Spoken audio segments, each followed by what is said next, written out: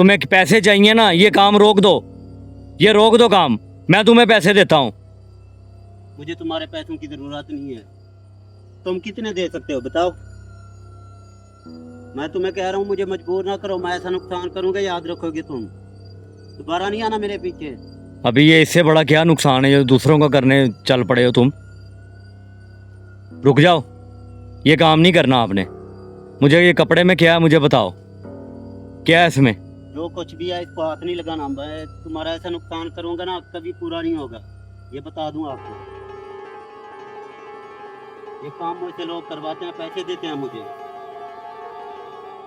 अभी आप कह रहे हो जिन्नात भी करवाता है? हाँ जी, जिन्नात भी करवाते हैं और लोग भी करवाते हैं।